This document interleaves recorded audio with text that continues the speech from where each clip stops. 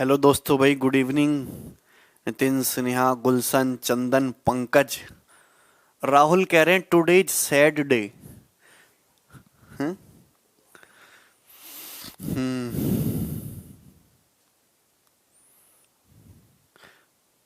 आकाश, sad day तो है।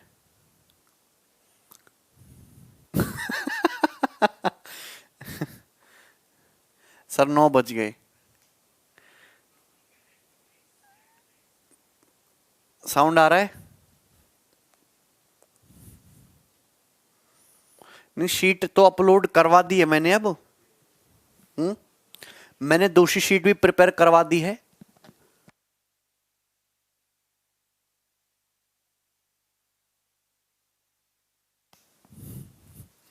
पहली और दूसरी शीट में दोनों को अपलोड करवा दे रहा हूं, ठीक है।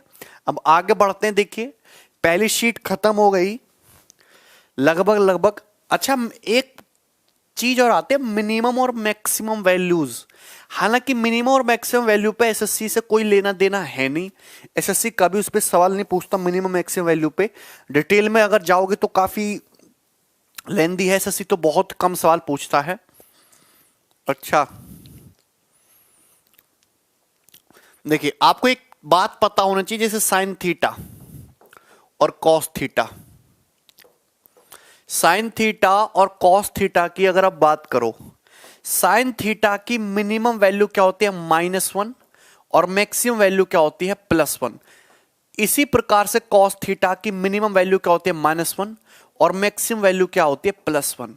तो साइन थीटा की मिनिमम वैल्यू -1 से +1 के बीच में होती है। साइन थीटा और कॉस थीटा की साइन दोनों की ही मिनिमम वैल्यू -1 और मैक्सिमम वैल्यू +1। ये बात ध्यान रखना। साइन थीटा की मिनिमम वैल्यू -1 होती है, मैक्सिमम वैल्यू +1 होती है।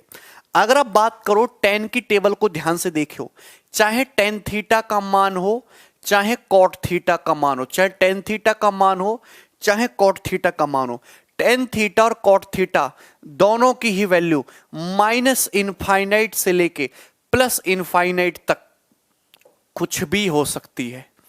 माइनस अनंत से लेके प्लस अनंत तक टेन और कॉट की वैल्यू कुछ भी हो सकती है, लेकिन साइन और कॉस की वैल्यू हमेशा -1 से लेके +1 के बीच में रहेगी। अगर मैं बात करूं सेक थीटा और कॉसेक थीटा, अगर मैं बात करूं sec theta comma cosec theta, अगर मैं बात करूं सेक थीटा और कॉसेक थीटा की, ठीक है ना, तो सेक थीटा और कॉसेक थीटा की वैल्यू भी आप जब टेबल देखिएगा तो माइनस इनफाइनाइट से लेके प्लस इनफाइनाइट तक कुछ भी हो सकती है। सेक और कॉसेक की वैल्यू माइनस इनफाइनाइट से लेके प्लस इनफाइनाइट तक कुछ भी हो सकती है, लेकिन ये ध्यान रखना, लेकिन सेक और कॉसेक की वैल्यू -1 से +1 के बीच में नहीं होगी। इक्वल तो हो सकते हैं -1 और +1 के, लेकिन -1 से +1 के बीच में नहीं होगी। इस बात का विशेष रूप से ध्यान रखिएगा। सेक थीटा और कोसेक थीटा की वैल्यू माइनस अनंत से लेके प्लस इनफाइनाइट तक, माइनस अनंत से लेके प्लस अनंत तक कुछ भी हो सकती है, लेकिन सेक थीटा और कोसेक थीटा की वैल्यू जो है -1 से लेके +1 के बीच में नहीं होगी। जैसे कि अगर मैं आपको एक नंबर लाइन दिखाऊं, ये नंबर लाइन है, ये माइनस इनफाइनाइट से लेके प्लस इनफाइनाइट तक जाती है ना, माइनस अनंत से लेके प्लस अनंत तक जाती है। यहीं पे कहीं पे नंबर आएगा बीच में -1 और +1, यही आएगा। सेक थीटा की वैल्यू -1 से लेके माइनस इनफाइनाइट तक यहां पे कहीं भी लाई कर सकती है। इसी सेक या कॉसेक की वैल्यू +1 से लेके प्लस इनफाइनाइट तक कुछ भी हो सकती है, 2 हो सकती है, 3 हो सकती है, 4 हो सकती है, 5 हो सकती है, 6 हो सकती है, लेकिन कभी भी -1 और +1 के बीच में नहीं होगी। कभी भी -1 से +1 के बीच में नहीं होगी। ऐसा क्यों होता है मैं आपको बता भी देता हूं।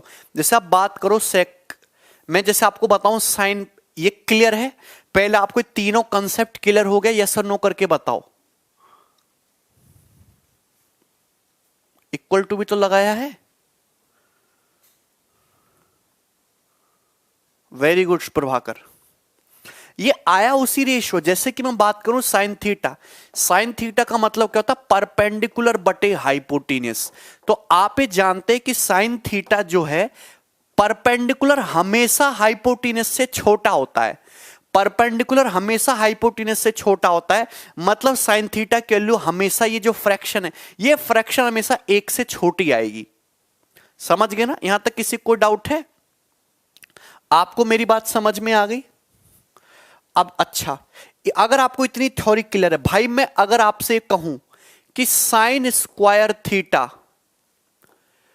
या फिर कॉस स्क्वायर थीटा की मिनिमम वैल्यू बताओ, आप बताओ साइन स्क्वायर थीटा की मिनिमम वैल्यू क्या होगी और मैक्सिमम वैल्यू क्या होगी?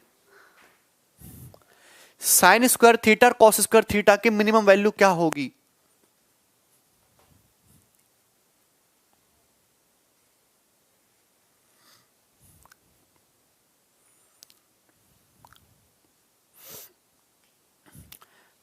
बताइए। ये मिनिमम मैक्सिमम वैल्यू, साइन की मैक्सिमम वैल्यू -1 से +1 के बीच में होती है, कॉस की भी वैल्यू -1 से +1 के बीच में होती है, टेन की वैल्यू -अनंत से लेकर +अनंत तक कुछ भी हो सकती है, सेक की वैल्यू और कॉसेक की -अनंत से लेकर +अनंत तक कुछ भी होगी, लेकिन -1 से +1 के बीच में नहीं होगी। अब मैं आपसे सवाल यह पूछता हूं कि sign square theta cos square theta की मिनिमम और मैक्सिमम वैल्यू क्या होगी? अब इस चीज को गौर से सुनना मेरे भाई, आप एक चीज समझना, साइन की मिनिमम वैल्यू -1 होती है, मैक्सिमम वैल्यू +1 होती है, यही है। साइन की जो वैल्यू है, साइन या कॉस की अगर वैल्यू है वो केवल -1 से लेकर +1 के बीच में होगी, यही है। साइन साइन थीटा की मिनिमम वैल्यू -1 और मैक्सिमम वैल्यू +1। अगर आप किसी भी नंबर का स्क्वायर करते हो, जैसे आपने साइन स्क्वायर थीटा का स्क्वायर किया, अगर आप किसी भी नंबर का स्क्वायर करते हो तो चाहे साइन थीटा की वैल्यू निगेटिव रही हो, जरा गौर से सुनना, चाहे साइन थीटा की वैल्यू निगेटिव हो, चाहे साइन थीटा की वैल्यू पॉजिटिव हो, जैसे आप स्क्वायर करोगे, स्क्वायर करने पर हमेशा क्या आएगा? पॉजिटिव। मतलब ये सपोज बीच में कहीं 0 है, तो साइन जैसे आप स्क्वायर करोगे तो निगेटिव पॉसिबल नहीं होगा, साइन स्क्वायर थीटा की वैल्यू हमेशा पॉजिटिव ही आनी है, कि जैसे ही आप स्क्वायर करोगे हमेशा पॉजिटिव हो जाता है। साइन थीटा चाहे तुम्हारा निगेटिव रहा हो चाहे पॉजिटिव रहा हो, सपोज साइन थीटा की वैल्यू -1/2 है, लेकिन अगर आप साइन स्क्वायर थीटा निकालोगे तो +1/4 है, पॉजिटिव रहा कि नहीं आया? तो साइन स्क्वायर थीटा और कॉस स्क्वायर थीटा का जब आप स्क्वायर करोगे हमेशा पॉजिटिव ही आना है, लेकिन मिनिमम पॉसिबल वैल्यू कहां पे मिलेगी? मिनिमम पॉसिबल वैल्यू मिलेगी आपको 0 पे। अगर साइन थीटा आपका 0 रहा तो साइन स्क्वायर थीटा तुम्हारा 0 आएगा और ये मिनिमम रहेगा। साइन स्क्वायर थीटा की मिनिमम वैल्यू 0 होगी, जो कि साइन थीटा = 0 पे मिलेगी, और मैक्सिमम वैल्यू जो रहेगा sign square theta cos square theta का, ये +1 ही रहेगा। ये कंसेप्ट है।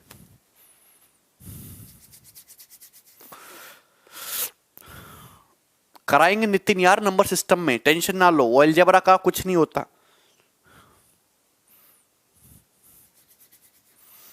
बात समझ में आ गई सभी भाइयों को?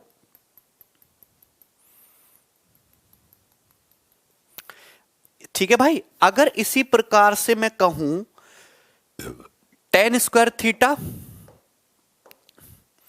और कॉट स्क्वायर थीटा, आप बताइए इसकी मिनिमम वैल्यू क्या होगी और मैक्सिमम वैल्यू क्या होगी? मिनिमम वैल्यू क्या होगी, मैक्सिमम वैल्यू क्या होगी, बताइए। देखिए आपको पता है टेन की वैल्यू, टेन थीटा के वैल्यू -इनफाइनाइट से लेके +इनफाइनाइट तक कुछ भी हो सकता है, बीच में रहेगा 0। अगर देखो टेन थीटा चाहे कुछ भी हो, टेन स्क्वायर थीटा हमेशा पॉजिटिव होता है। टेन थीटा चाहे -100 हो, लेकिन स्क्वायर करते ही पॉजिटिव हो जाएगा 10,000। मतलब कहने का ये टेन स्क्वायर थीटा के वैल्यू कभी भी निगेटिव नहीं आएगी, हमेशा पॉजिटिव ही आएगा। मतलब हमेशा टेन स्क्वायर थीटा के वैल्यू ये पॉजिटिव ही आएगी। तो मैक्सिमम वैल्यू तो tan square theta cot square theta की +इनफाइनाइट तक जा सकती है, लेकिन मिनिमम वैल्यू केवल 0 होगी। और वो भी कब? जब टेन थीटा 0 हो तो टेन स्क्वायर थीटा 0 आएगा, मिनिमम आएगा। तो ये भी तुम्हारा 0 से +इनफाइनाइट। आपको मेरी भाषा समझ में आ रही है?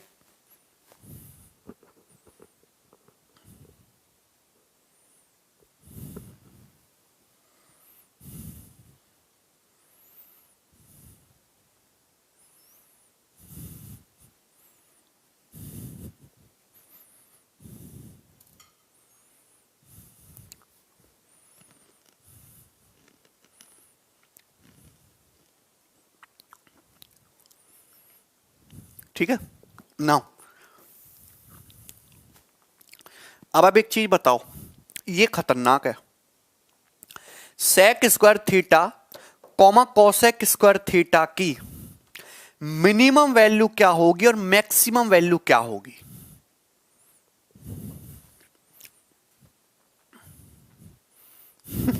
अच्छा राहुल, आप जानते हैं कि सेक थीटा हो चाहे कोसेक थीटा हो, सेक थीटा की वैल्यू माइनस इनफाइनाइट से लेके प्लस इनफाइनाइट तक कुछ भी हो सकती है, लेकिन कभी भी -1 से लेके +1 के बीच में का ये जो अंतराल आएगा, इसके बीच में कभी भी पॉसिबल नहीं है। इसके अलावा कुछ भी हो सकती है। आप बताइए,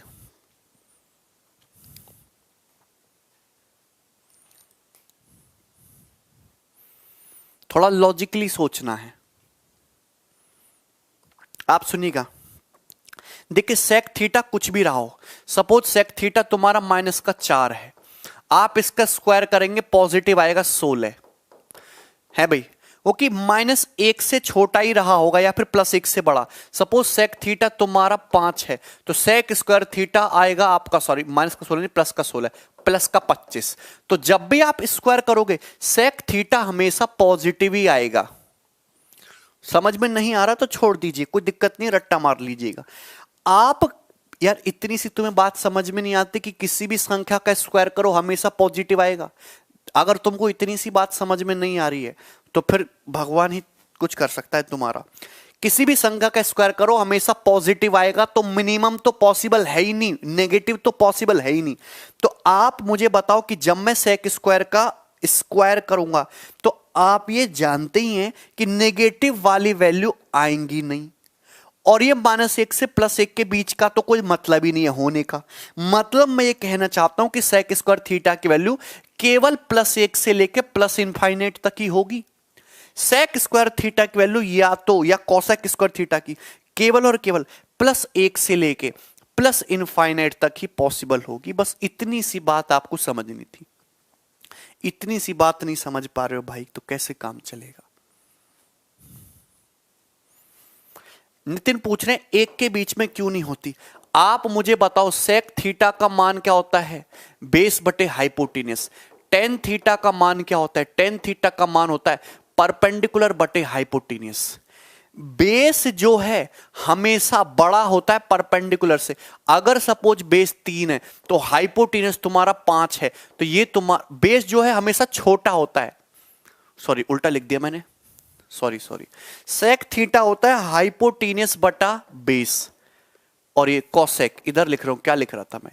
कोसेक होता है हाइपोटेनस बटे परपेंडिकुलर, हाइपोटेनस बटे परपेंडिकुलर। अब ठीक है, सेक होता है हाइपोटेनस बटे बेस, कोसेक हाइपोटेनस बटे परपेंडिकुलर।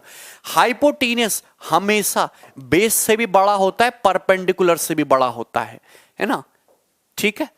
अगर हाइपोटेनस सपोज 5 है, बेस तुम्हारा 3 है, हाइपोटेनस अगर 5 है, परपेंडिकुलर 4 है, तो 5/3 कितना आएगा? 1.66, और 5/4 कितना आएगा? 1.25। तो आप देख रहे हो हमेशा ग्रेटर देन 1 आया। आप देख रहे हो सेक थीटा और कोसेक थीटा, हाइपोटेनस हमेशा बेस से बड़ा है, तो ये जो फ्रैक्शन है हमेशा ग्रेटर देन 1 आएगी। अगर ऊपर बड़ी संख्या है, नीचे छोटी संख्या है, बड़ी संख्या को छोटी संख्या से भाग दीजिएगा तो हमेशा ग्रेटर देन 1 आएगा कि नहीं आएगा? बताओ, ग्रेटर देन 1 आएगा कि नहीं आएगा? यस और नो? अगर आप किसी बड़ी संख्या को छोटी संख्या से भाग दीजिएगा तो फ्रैक्शन ग्रेटर देन 1 आएगी कि नहीं आएगी? इसलिए सेक थीटा के लिए हमेशा 1 से बड़ी हो सकती है, 1 से बड़ी कितनी भी होगी। लेकिन अगर सपोज कोई वैल्यू नेगेटिव हो गई, जैसे हाइपोटेनस 5 है, तुम्हारा बेस नेगेटिव हो गया -3, तो 5/-3 कितना जाएगा? -1.66। जैसे हाइपोटेनस 5 है, परपेंडिकुलर नेगेटिव हो गया -4, तो कितना आएगा? -1.25।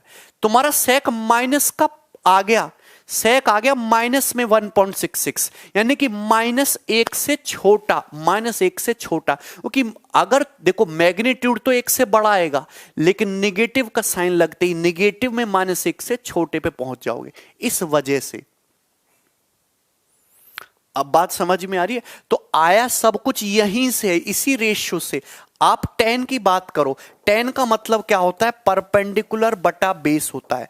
मैं कहता हूं कि मैंने परपेंडिकुलर को बहुत बड़ा लिख लिया, 1 करोड़ ले लिया मैंने परपेंडिकुलर, ऐसा राइट एंगल बनाया जिसमें परपेंडिकुलर की लंबाई 1 करोड़ किलोमीटर है, और मैंने बेस ऐसा बनाया जिसकी लंबाई 0.1 सेंटीमीटर है। तो क्या टेन थीटा बहुत बड़ा नहीं आएगा, अनंत हो जाएगा। इस वजह से टेन थीटा में परपेंडिकुलर को आप इनफाइनाइट लंबाई का ले लो, बेस को लो आप 1 सेंटीमीटर का, तो क्या टेन थीटा की वैल्यू इनफाइनाइट नहीं आ जाएगी। तो सब कुछ आया है उसी रेशियो से, आया सब कुछ वहीं से है, लेकिन प्रॉपर जो चीज है वो ये है। बोलो क्लियर है ना, ठीक है। अब इससे ज्यादा डिटेल में समझने का, एसएससी के हिसाब से ज्यादा डिटेल में जाने का कोई लॉजिक बनता नहीं, आप टाइम वेस्ट कर रहे हो। ठीक है भाई, मैंने आपको बता दिया मिनिमम मैक्सिमम कहां से आया है, इनके स्क्वायर की भी मिनिमम मैक्सिमम बता दी, कोई प्रॉब्लम नहीं। अब आगे हम अपने सवालों पे आ जाते हैं, ये करिए।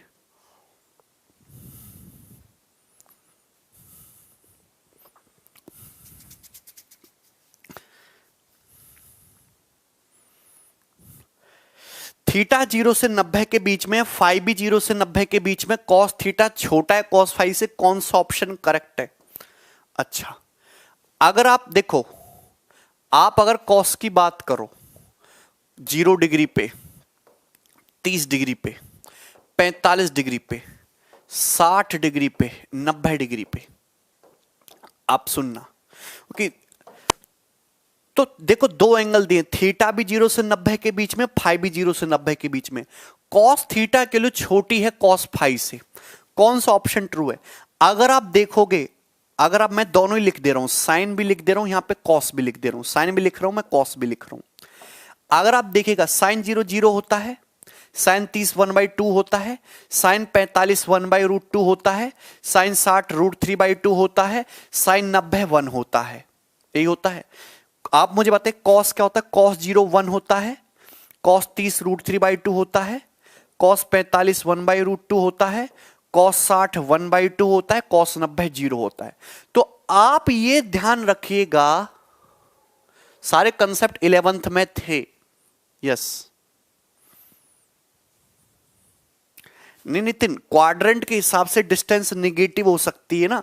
अगर कोई राइट एंगल तुम्हारा थर्ड क्वाड्रेंट में बनता है, अगर कोई राइट एंगल तुम्हारा इस तरीके से थर्ड क्वाड्रेंट में बनता है, तो आप मुझे ये बताइए कि ये परपेंडिकुलर क्या हो गया, ये तुम्हारा निगेटिव और ये भी निगेटिव हो गया, तो निगेटिव होता है ना। फर्स्ट क्वाड्रेंट में तुम्हारा परपेंडिकुलर भी पॉजिटिव होता है, बेस भी पॉजिटिव होता है। तो डिस्टेंस डिपेंड करती है एंगल पे कि क्वाड्रेंट, राइट एंगल ट्राइंगल कौन से क्वाड्रेंट में बन रहा है। मैं आपको ये समझाना चाहता हूं कि 0 डिग्री से 90 डिग्री के बीच में साइन देखो 0 हुआ, फिर 1/2 हुआ, फिर 1/√2 0.707 होता है लगभग, फिर √3/2 हुआ 0.8 के आसपास, फिर 1। तो साइन थीटा बढ़ता है, साइन थीटा क्या होता है, बढ़ता है। लेकिन 0 से 90 डिग्री के बीच में देखो, कॉस 0 1 था, मैक्सिमम पे था, फिर √3/2 हुआ, फिर 1/√2 हुआ, फिर 1/2 हुआ, फिर 0 हुआ। तो लगातार क्या हो रहा है, कॉस घटता है।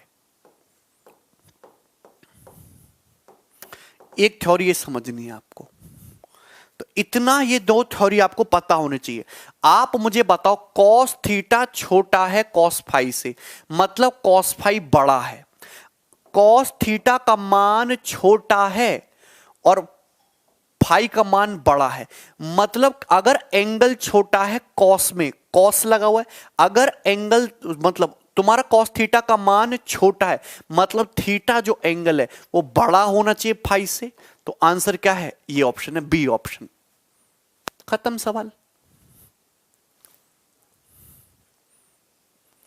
सीपीयू की कट ऑफ कितनी गई है भाई, मुझे पता नहीं अभी तक। एग्जाम अच्छा था, एग्जाम मुश्किल नहीं था, एग्जाम बहुत अच्छा था। सीपीयू में इस टाइप का लेवल आता नहीं है जिस टाइप से सीपीयू का लेवल था इस बार का।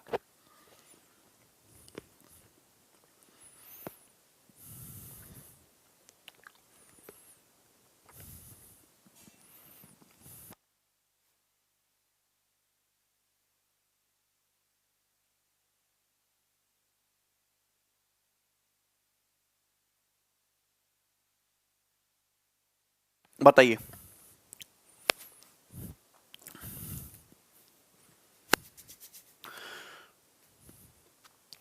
100 के आसपास गई है। हाँ, तो इस लेवल का तो था पेपर। अगर सीजीएल का भी उस टाइप का लेवल आएगा तो कट ऑफ फिर तुम्हारी 120 के आसपास जाएगी, 120 से ऊपर नहीं जाएगी। सीजीएल में बच्चे ज्यादा बैठते हैं तो 120 तक ले जाएंगे। सीपो का लेवल बहुत अच्छा था इस बार का।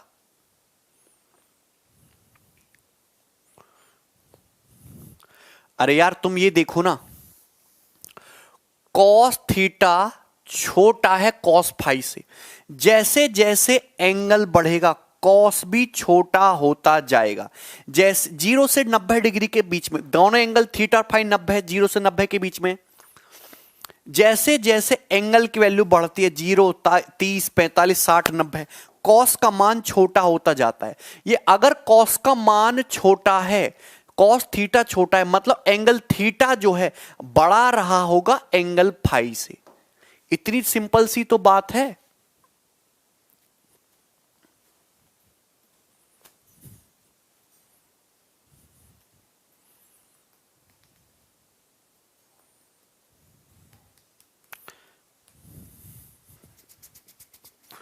यहां तक क्लियर है भाई?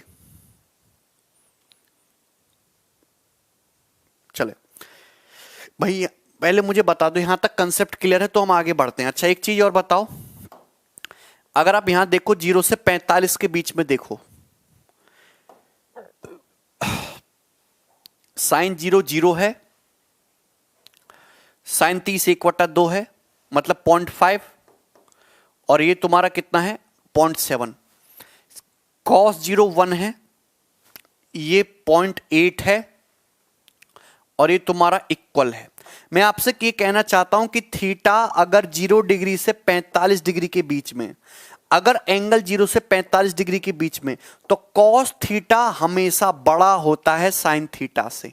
मैं आपसे इतनी बात कहना चाहता हूं यार। थीटा प्लस फाई 90 थोड़ी ना है, कहां थीटा प्लस फाई, कुछ भी हो सकता है 90, ऐसा जरूरी थोड़ी ना कि 90 ही हो। ठीक है भाई, बताओ बात समझ में आ गई? अगर थीटा, कोई एंगल थीटा इस प्रकार है 0 से 45 के बीच में, 0 से 45 के बीच में अगर आप कोई भी वैल्यू लोगे तो आपका कॉस थीटा हमेशा बड़ा निकलेगा साइन थीटा से। कॉस थीटा की वैल्यू आप देख रहे हो ना कि तुम्हारा कॉस बड़ा है, 0 से बड़ा 1, 1/2 से बड़ा √3/2, 1/√2, ये तो इक्वल हो गया खैर। लेकिन 0 से 45 के बीच में साइन कॉस की वैल्यू हमेशा बड़ी है साइन की वैल्यू से। ठीक है ना?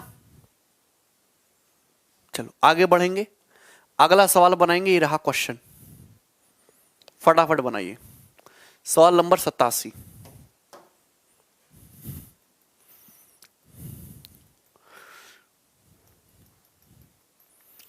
बनाओ भाई फटाफट।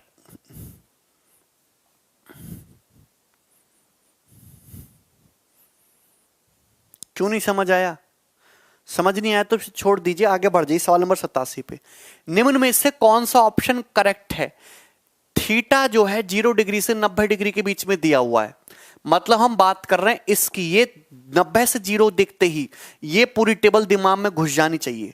कॉस थीटा की वैल्यू हमेशा 0 से 1 के बीच में है, पॉजिटिव है। 0 से 90 के बीच में कॉस पॉजिटिव है, 0 से 90 के बीच में, और 0 से 1 के बीच में घूम रहा है। ठीक है, तो निम्न में से कौन सा ऑप्शन ट्रू है? ये वाला ट्रू है, बी ऑप्शन।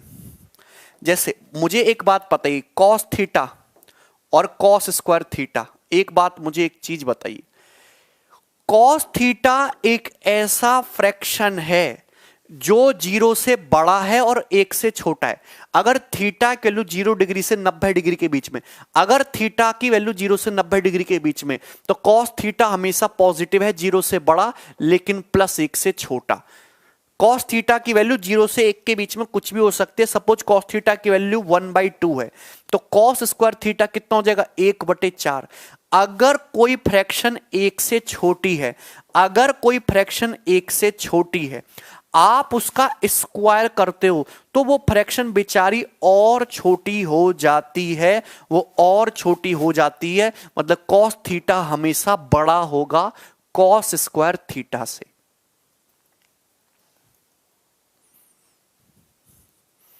हाँ शिवराज,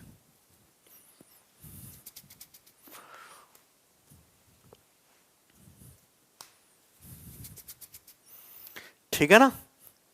कॉस थीटा हमेशा बड़ा होगा कॉस स्क्वायर थीटा से, यहां तक किसी को कोई प्रॉब्लम नहीं है। कोई फ्रैक्शन अगर एक से छोटे उसका स्क्वायर करोगे तो और छोटी हो जाएगी। आगे बढ़ेगा अगला क्वेश्चन।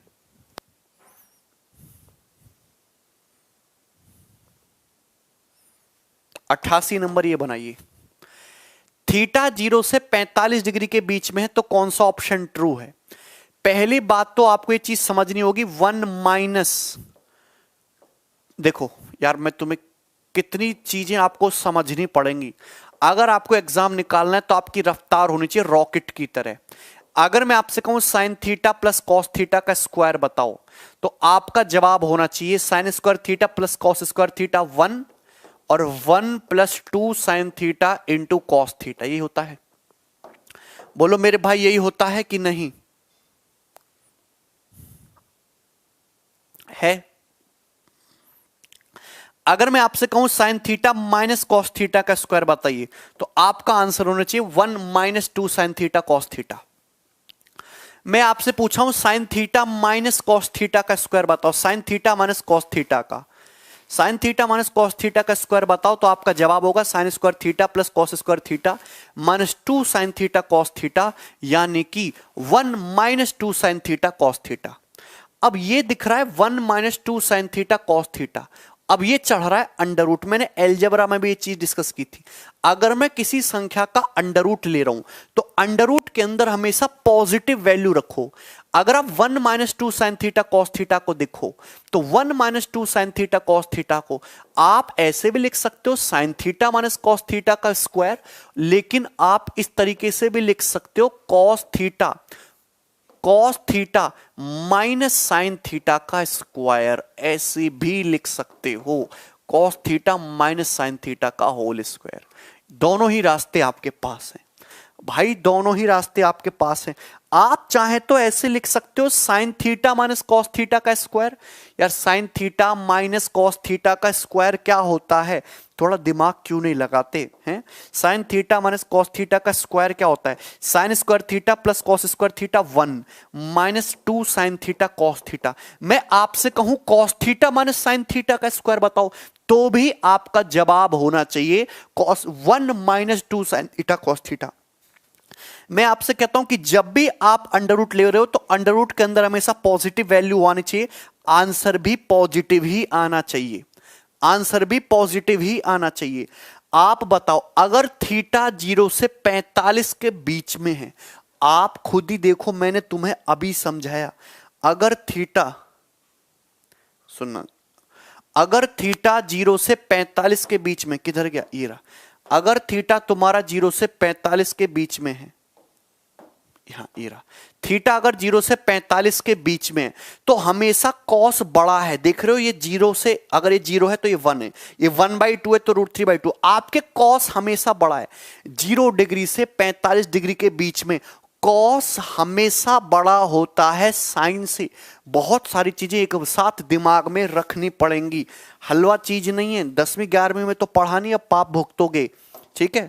नौकरी लगने में प्रॉब्लम होगी, मेहनत करनी पड़ेगी 4 गुनी। जो बच्चा 11वीं 12वीं में सही से पढ़ के आया तो उसको इतनी सी मेहनत करनी है, और जो नहीं पढ़ के आया उसको बहुत मेहनत करनी है, और हो सकता है नहीं भी हो सिलेक्शन, ठीक है। आप मुझे बताओ 0 से 45 के बीच में कॉस बड़ा है, अगर कॉस बड़ा है तो साइन माइनस कॉस निगेटिव है, इसको नहीं लेना। कॉस बड़ा है साइन छोटा है, ये वैल्यू पॉजिटिव है, पॉजिटिव वैल्यू का अंडर रूट लोगे आंसर भी पॉजिटिव आएगा। Cos theta minus sine theta इस सवाल का आंसर है, ये निगेटिव है, पॉसिबल ही नहीं है।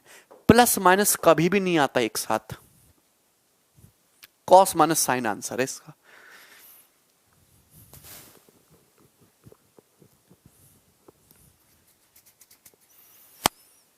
बहुत आसान सवाल था ये, लॉजिकली आपको सोचना था। कॉस बड़ा आएगा साइन से 0 से 45 के बीच में, इसलिए केवल cos theta minus sine theta possible है। नेक्स्ट ये बनाओ।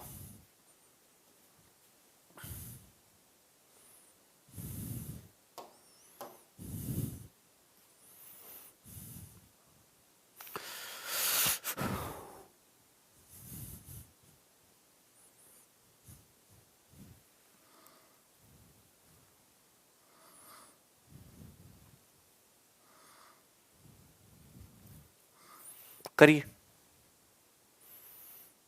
नहीं, एक चीज आपको समझनी होगी, under root of 16 equal to +-4, sorry +4।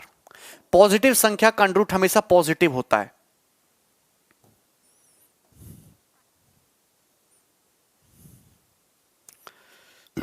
Positive संख्या का अंडर रूट हमेशा पॉजिटिव आएगा।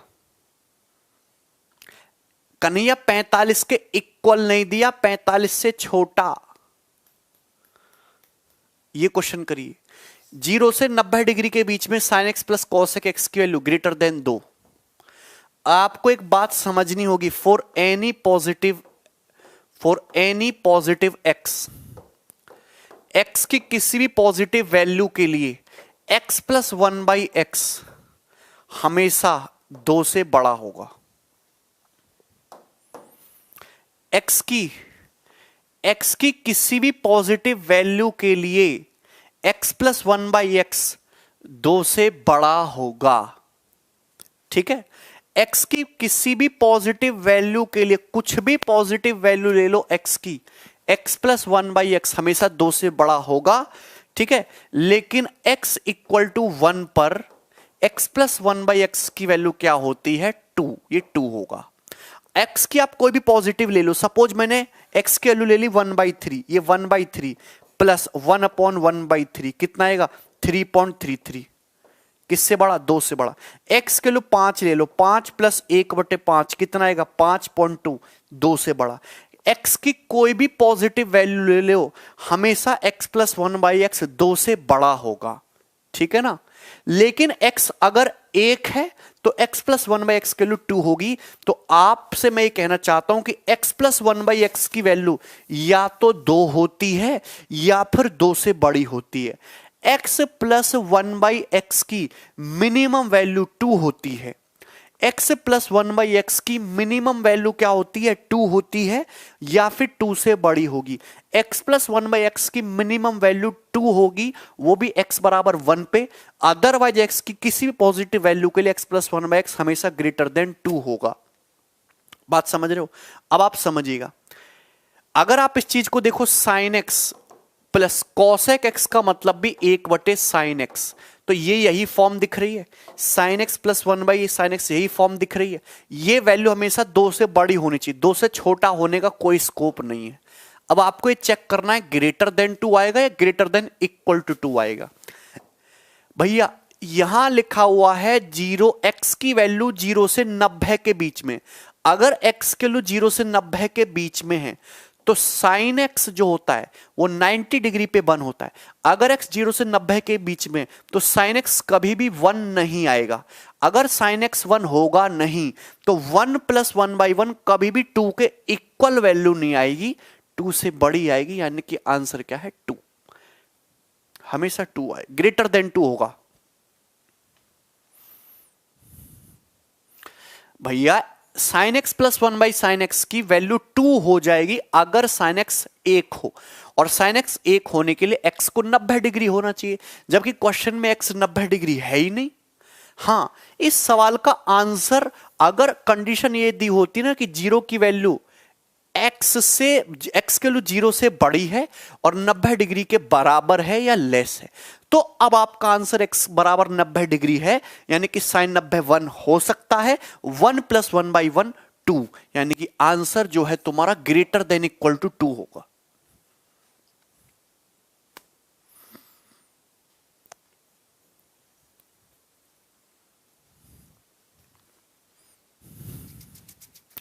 लॉजिक्स, थोड़ा लॉजिक लगाइए, करिए सवाल नंबर 90। Okay, radian.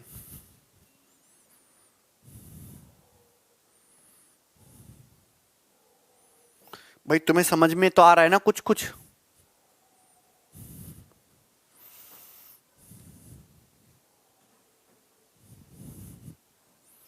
समझ में तो आ रहा है ना?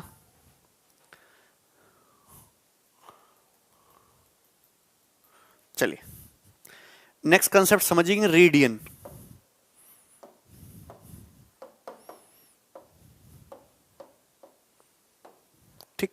रेडियन। जैसे आप मुझे एक बात बताइए, रेडियन, रेडियन क्या है? सर्कल, देखो सर्कल को, हाँ सर्कल को आप लोग किस में नापते हो? एंगल्स को, सॉरी एंगल्स को आप किस में नापते हो? डिग्रीज में नापते हो।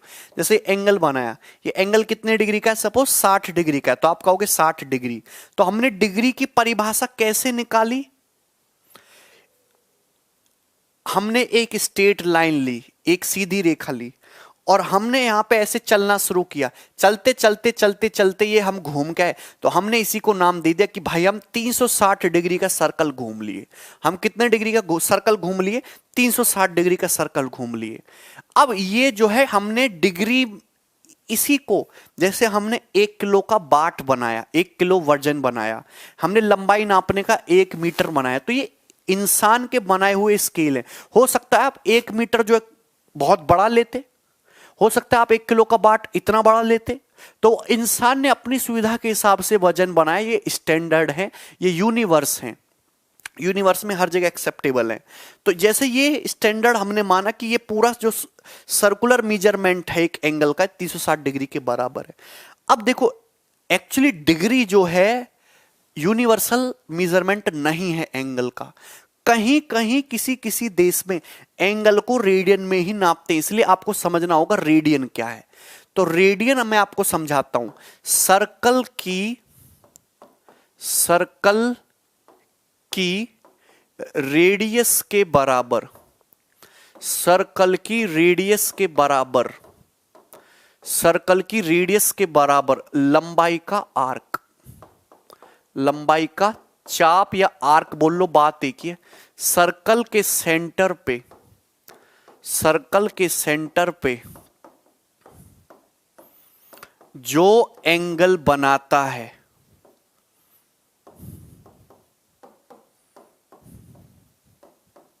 वह 1 रेडियन होगा, वह 1 रेडियन होता है। आप मेरी बात को समझे, मैं आपसे क्या कहना चाह रहा हूं। आप कोई भी, रेडियन का मतलब होता है circular measurement of an angle, radian का मतलब होता है circular measurement of an angle. मैं आपके सामने कोई भी सर्कल बनाऊं, सारे सर्कल दुनिया में सिमेट्रिक हैं, एक जैसे हैं। इस सर्कल का सेंटर हो गया, ये सर्कल की रेडियस होगी आर, ये सर्कल की रेडियस क्या होगी? आर। बोलो कोई प्रॉब्लम है?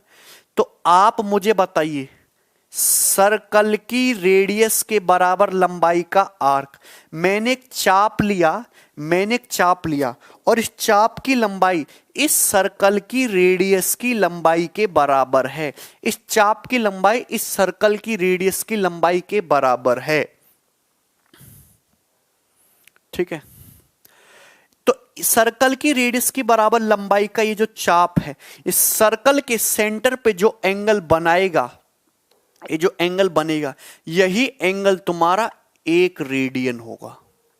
यही एंगल क्या होगा तुम्हारा? 1 रेडियन होगा। बोलो हां, यही एंगल कितना होगा? 1 रेडियन होगा। So that is the definition of 1 radian. ये 1 रेडियन की डेफिनेशन है। कोई बात नहीं अविनाश। सर्कल की रेडियस के बराबर लंबाई का आर्क सर्कल के सेंटर पे जो एंगल बनाता है वही एंगल तुम्हारा 1 रेडियन है। ये 1 रेडियन का एंगल है। बोलो ठीक है।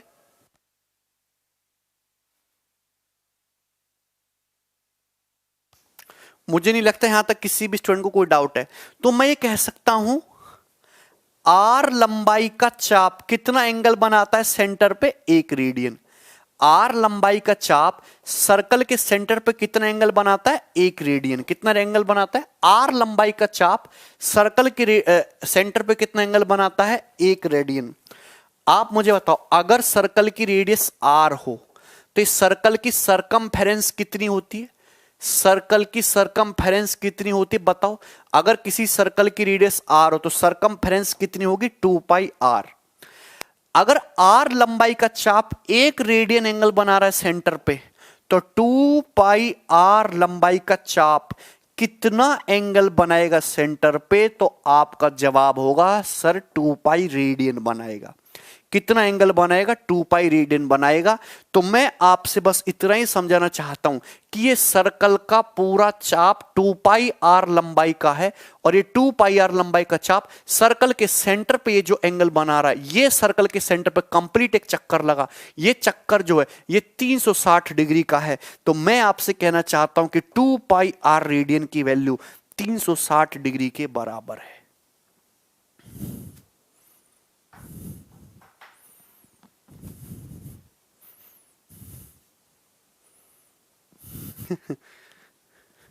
समझ में है ना भाई? 2 पाई रेडियन की वैल्यू 360 डिग्री के बराबर है। ये बहुत इंपॉर्टेंट रिजल्ट है। तो ये मैंने आपको परिभाषा समझाया, पूरा कंसेप्ट समझाया कि 2 pi radian equal to 360 degree. हाँ, ज्योमेट्री के बाद ट्रिगो ही कराएंगे, और ट्रिगो के बाद ज्योमेट्री कराएंगे, ठीक है ना। 2 पाई रेडियन कितना आएगा, 360 डिग्री आ गया। बोलो यहां तक किसी भी स्टूडेंट को कोई डाउट है?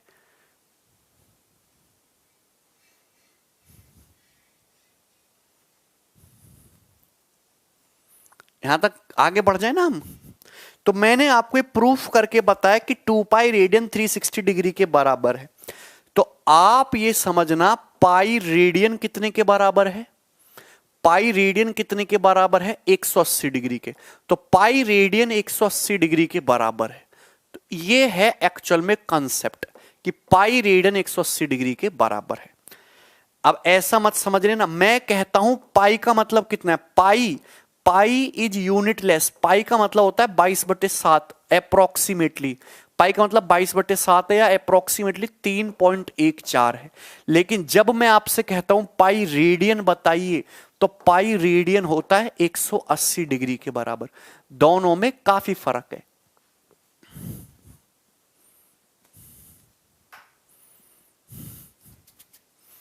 ठीक है ना। तो पाई रेडियन का मतलब 180 डिग्री। अगर मैं आपसे कहूं 1 रेडियन का मान बताओ, तो 1 रेडियन का मान आ जाएगा 180 डिग्री बटे पाई। ठीक है भाई। अगर मैं आपसे कहूं 1 डिग्री का मान बताओ, तो 1 डिग्री का मान हो जाएगा पाई बटे 180 रेडियन। भैया डिग्री 180 डिग्री पाई के बराबर, 180 से डिवाइड कर दो तो 1 डिग्री पाई बटे 180 रेडियन के बराबर। These theorem should be clear. भाई ये तो आपने बचपन में पढ़ा ही है सब।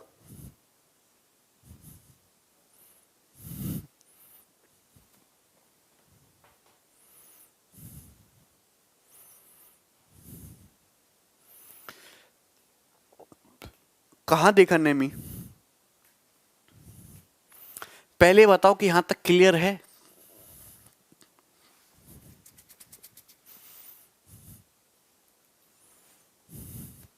वन रेडियन 180 डिग्री बटे पाई, और ये बताओ क्लियर है?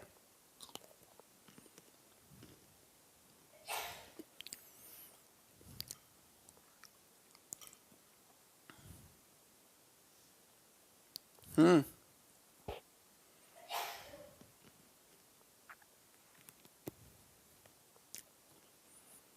हम्म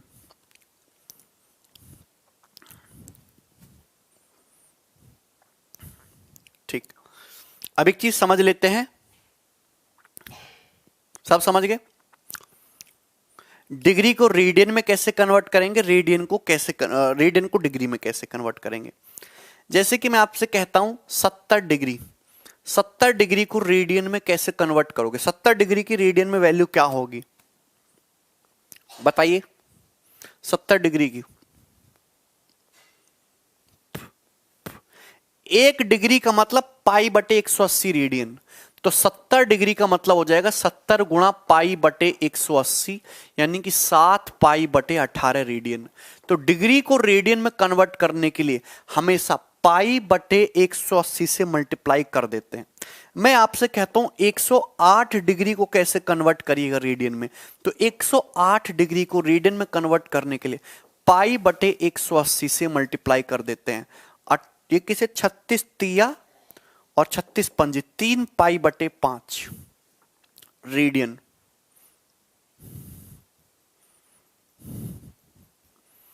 क्लियर है ना? बोलो क्लियर है भाई?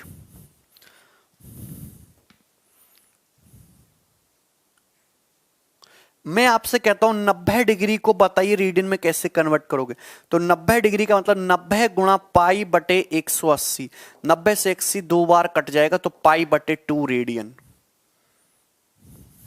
क्लियर है? पॉइंट में नहीं लिखते सूरज। अब अगर कोई एंगल ऐसे आ गया जैसे 5 पाई बटे 12, इसको डिग्री में कैसे कन्वर्ट करोगे? 5 पाई बटे 12। मैं इतना जानता हूं कि पाई रेडियन का मतलब 180 डिग्री है, तो 5 पाई बटे 12 को कैसे कन्वर्ट करोगे? 5 बटे 12 पाई रेडियन, ये रेडियन में, तो पाई रेडियन का मतलब 180 डिग्री।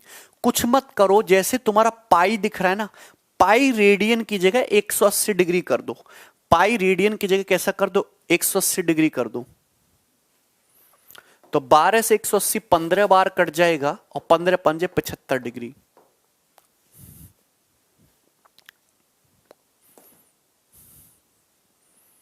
हाँ कुमुद,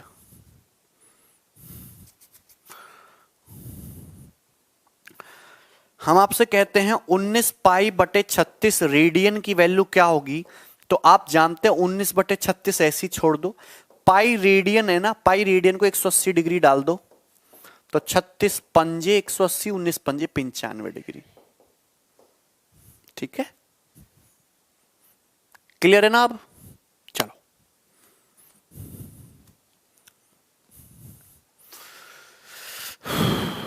बात ठीक है।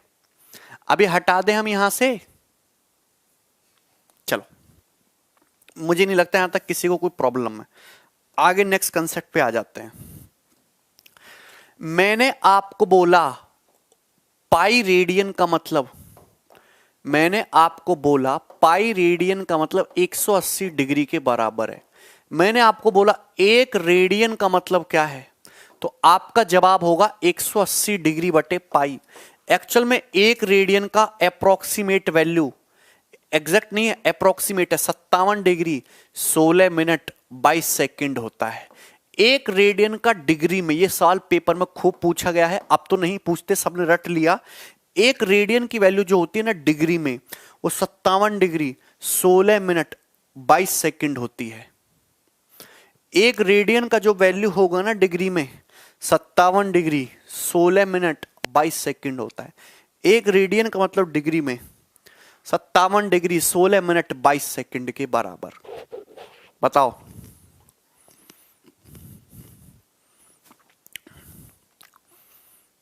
समझे? अबे समझे? नहीं समझोगे तुम, समझते तो यही होंगे। पाई रेडियन का मतलब आप मुझे बताओ क्या होता है? पाई रेडियन का मतलब होता है एक रेडियन, पाई रेडियन 180, तो एक रेडियन का मतलब 180 डिग्री बटे पाई, यही है। 180 डिग्री बटे बाई, क्या मैक्सिमम और मिनिमम? इधर देखो, आप जानते हैं मैंने आपको बताया पाई इज नथिंग बट 22 बटे 7, तो 22 से 2 90 इंटू 7 630 डिग्री बटे 11, 630 बटे 11 डिग्री हो जाएगा। एक रेडियन की वैल्यू आ जाएगी, पाई की जगह मैंने 22 बटे 7 रख दिया। अरे पाई का मतलब तो 22 बटे 7 होता है ना, 630 बटे 11। 630 को डिवाइड करिए 11 से, कितना जाएगा? 11 पंजे 55, कितना बचेगा? 8 जीरो, 11 सत्ते 77, 57 डिग्री प्लस 3 बटे 11 डिग्री हो जाएगा ना। 57 डिग्री प्लस 3 बटे 11 डिग्री, बोलो ठीक है? 57 डिग्री प्लस 3 बटे 11 डिग्री, तो लिखोगे ना ब्रेक करके। बेटा इधर देख लो, ये एक स्टैंडर्ड लाइन है। आप ऐसे दौड़ना शुरू किए, ऐसे दौड़ के आए 360 डिग्री। आदमी बोला यार बड़ा बड़ा चक्कर हो गया, छोटे, इसको 4 पार्ट में बांट देते हैं। आदमी ने इसको 4 पार्ट में बांट दिया, 90 डिग्री हो गया। आदमी बोला यार 90 डिग्री भी बड़ा है, ये 90 डिग्री का एंगल दिख रहा है 0 और ये 90। आदमी बोला 90 डिग्री को 90 इक्वल पार्ट में कर देते हैं डिवाइड, 90 डिग्री के 90 इक्वल पार्ट कर दो, 90 डिग्री के 90 इक्वल पार्ट कर दो, तो हर एक पार्ट जो आया, हर एक पार्ट जो आया वो आया 1 डिग्री का, हर एक पार्ट जो आया वो आया कितने का, 1 डिग्री का। 90 डिग्री के 90 इक्वल पार्ट कर दो, 1 डिग्री आया। आदमी बोला यार नहीं, मैं और छोटा छोटा नापूंगा, तो 1 डिग्री के 60 इक्वल पार्ट कर दो। आदमी ने 1 डिग्री के 60 इक्वल पार्ट कर दिए, तो जो छोटा एंगल आया वो उस एंगल को नाम दिया हमने 1 मिनट का, यानी कि 1 डिग्री का एंगल 60 मिनट के बराबर हो गया। 1 डिग्री के मैंने 60 इक्वल पार्ट कर दिए, 60 बराबर हिस्से कर दिए, तो बहुत, 1 डिग्री के मैंने 60 बराबर हिस्से कर दिए, तो बहुत छोटा सा जो एंगल आया भाई मेरे, वही 1 मिनट एंगल है। कितना है, 1 मिनट। तो मतलब ये तो 57 डिग्री ठीक है, इंटीजर में आ गया, इसको मत छेड़ो, 57 डिग्री ठीक है भाई। ये 3 मिनट को लिख देते, अगर 1 डिग्री का मतलब 60 मिनट है तो 3 डिग्री का मतलब 180 मिनट हो जाएगा कि नहीं हो जाएगा, बोलो। अगर 1 डिग्री का मतलब 60 मिनट है तो 3 डिग्री का मतलब 180 मिनट बटे 11। क्लियर। नाउ 57 डिग्री प्लस 180 को 11 से डिवाइड करेंगे, 11 एकम 11, कितना बचा, 6 जीरो है, नहीं 7 जीरो, 11 छिंग 66, कितना बचेगा, 4 ना, 4, तो 4 बटे 11 मिनट ये बच गया। बोलो क्लियर है, यहां तक बात क्लियर है कि नहीं क्लियर है, पहले ये बताओ यस और नो करके। क्लास नहीं चल रहा है यार, तुम ये बताओ।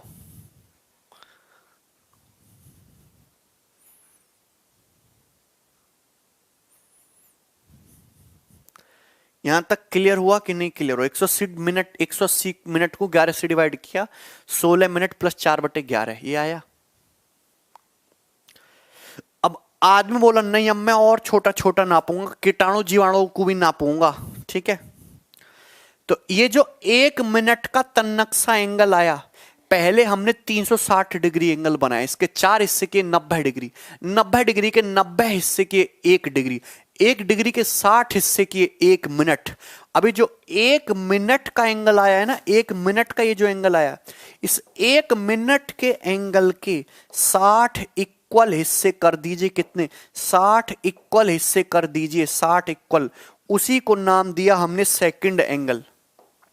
तो 1 मिनट में 60 सेकंड एंगल होता है।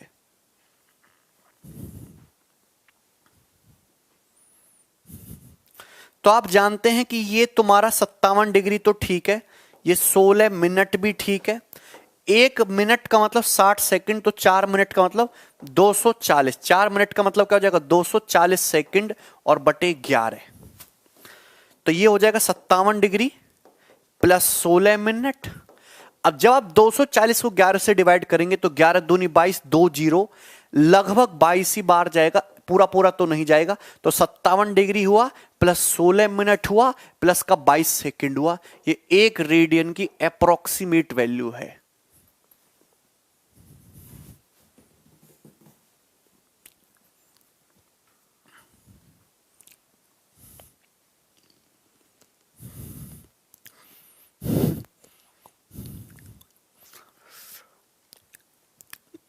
सेकंड से भी छोटा होता होगा, मुझे पता नहीं है, गूगल पे मिल जाएगा।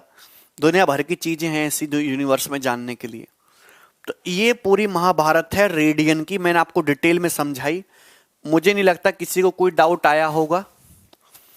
अगर डाउट आया है तो आपको जेल होनी चाहिए फिर, ठीक है। हम आगे बढ़ेंगे।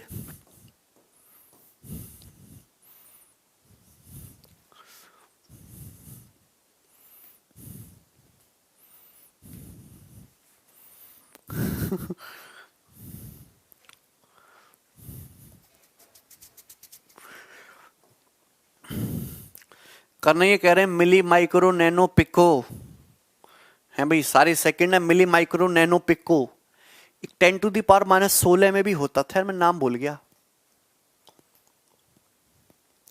मिली माइक्रो नैनो पिको क्या नाम था भाई?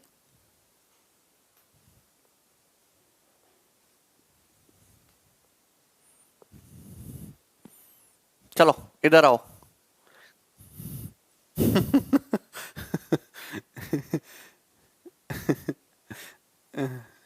क्या हुआ राहुल? हाँ, इस बात से हमें देखो सत्यम ने बता दिया। इस आदमी से, इस बात से जो मैंने थ्योरी बताई आपको, इससे हमें क्या शिक्षा मिलती है? इससे हमें शिक्षा मिलती है कि आदमी कभी संतुष्ट नहीं होता, उसको बड़े से बड़ा पता होना चाहिए, छोटे से छोटा। हाँ, फर्मी होता है भाई, फर्मी। फर्मी 10⁻⁻16 नहीं, 10⁻⁻15। फिल्म देखने जाऊंगा, पहले तुम जाने दोगे तभी तो।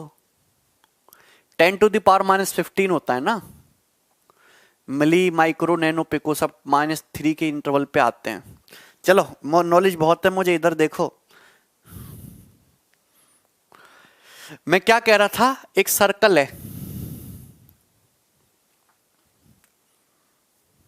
बोलो। ये हो गया सर्कल का सेंटर। सेंटर से ये खींचा हमने रेडियस, ये आर, ये आर। ये एंगल बनना है सेंटर पे थीटा। थीटा है इन रेडियन। थीटा की वैल्यू रेडियन में लेनी, डिग्री में नहीं। और अगर कोई आर्क, ये आर्क है, चाप, दिस इज ए चाप, ये चाप, इस चाप की लंबाई है एल। अगर कोई चाप सर्कल के सेंटर पे थीटा रेडियन बनाता है, सर्कल की रेडियस आर है, तो फॉर्मूला है कोण बराबर चाप गुणा त्रिज्या। नहीं, एल बराबर आर थीटा। चाप बराबर, हिंदी में याद नहीं रहता, चाप बराबर कोण गुणा त्रिज्या, यानी कि एल बराबर R theta. Theta should be in the radian. Theta should be in the radian. Theta should be in the radian.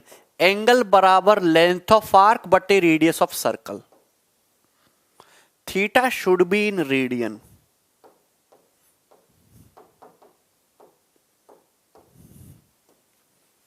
ठीक है।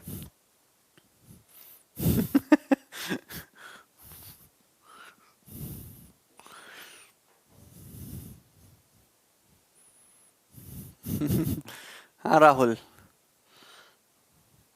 एंगल बराबर आर्क बटा रेडियस। वेरी गुड यार, आज मुझे इंग्लिश में भी पता चल गई ये बात।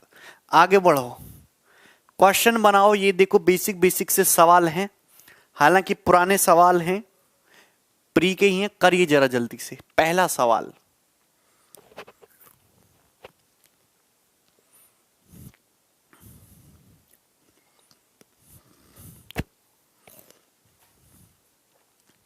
करो जल्दी। दो कोणों का योग और अंतर दे रखा है, बड़े कोण का मान पूछा है रेडियन में। दो कोण हैं अल्फा बीटा, उनका सम 135 डिग्री, 45 डिग्री पाई बटे 4, 135 3 पाई बटे 4। उनका डिफरेंस है पाई बटे 12, पाई बटे 12। आपसे पूछा है बड़ा एंगल, दोनों को जोड़ के आधा करिएगा। 9 पाई बटे 12 प्लस पाई बटे 12, 10 पाई बटे 12, 5 पाई बटे 6, 5 पाई बटे 6 का आधा, 5 पाई बटे 12।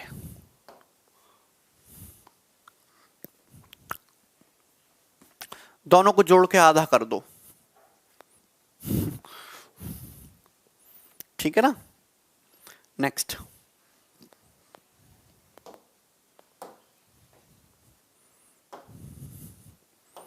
फटाफट बनाइए।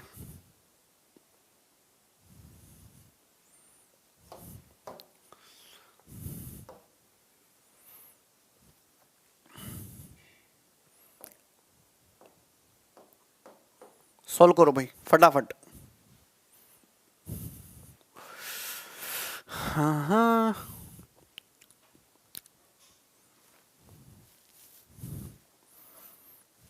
जल्दी से। अच्छा मुलायम भाई, तुमको जल्दी है हमसे, हैं? अच्छा मन। सीके वर्मा, तुम्हारा पूरा नाम क्या है भाई? अपना दिमाग कुछ हमको दे दो सर। नहीं देंगे। दुर्गेश बेटा बता रहे हैं सी आंसर है। दो एंगल हैं, उनका सम 22/9 रेडियन, डिफरेंस 36। छोटे एंगल की वैल्यू बताओ डिग्री में। दो एंगल का सम 22/9 रेडियन।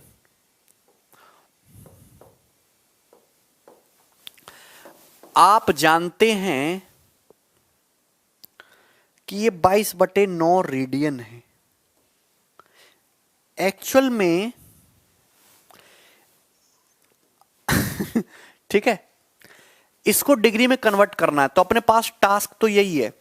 अच्छा, 22/9 रेडियन को अगर आप गौर से देखो तो 22/7 इंटू 7/9 रेडियन है, यही है ना।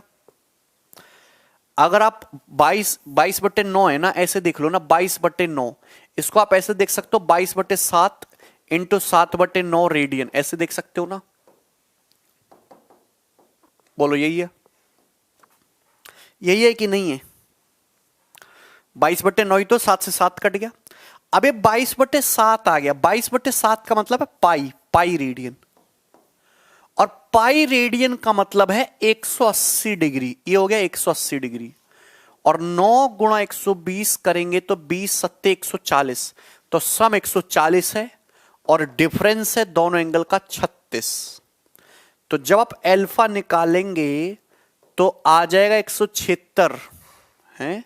अच्छा, छोटा एंगल निकालना है, डिफरेंस लीजिएगा, डिफरेंस आएगा 104, और 104 का आधा आएगा 52 डिग्री। आंसर है 52।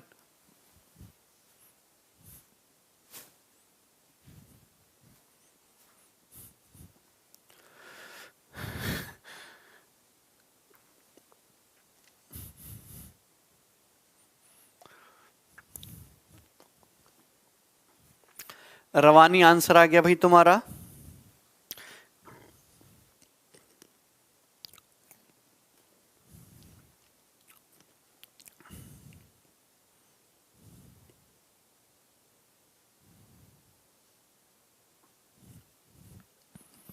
अच्छा भाई,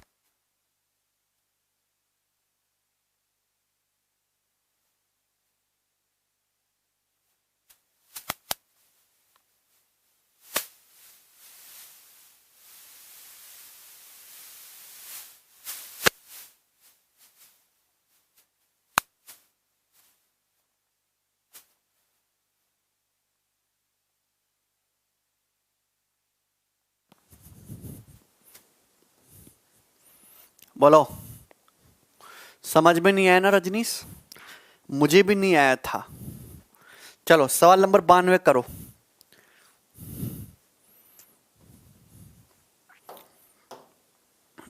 लास्ट क्वेश्चन है, बाकी के एक आध सवाल तो तुम भी करोगे ना, है भाई।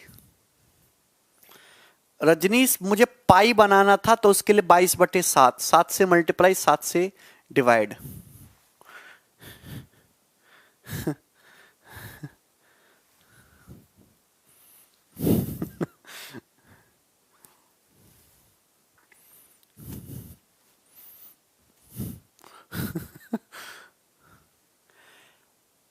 Find central angle made by an arc of length 11 and radius 14।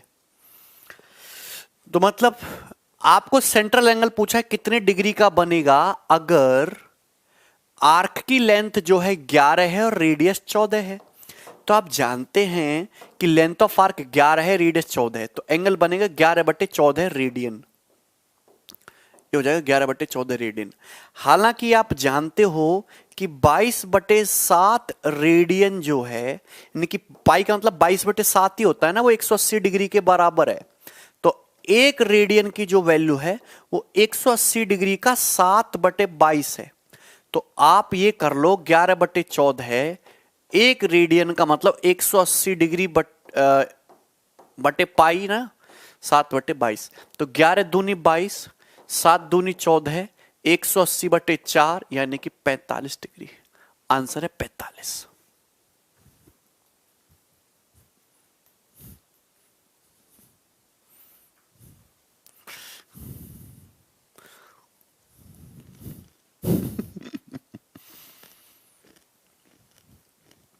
अभिषेक ये भी समझ में नहीं आया तुम्हें?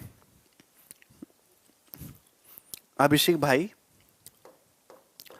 ये देखो, पाई रेडियन कितने के बराबर? 180 डिग्री के बराबर। 1 रेडियन कितने के बराबर? 180 डिग्री बटे पाई के बराबर। तो 180 डिग्री बटे पाई, पाई का मतलब ही ना 22/7 हुआ, यानी कि 180 डिग्री गुणा 7/22। तो इसी एक रेडियन को मैंने 180 डिग्री गुणा 7/22 से मल्टीप्लाई कर दिया। चलो हटा दें। अब इसी के साथ हमारे 92 सवाल खत्म और ये शीट भी खत्म। शीट नंबर 2 आंसर 1 है।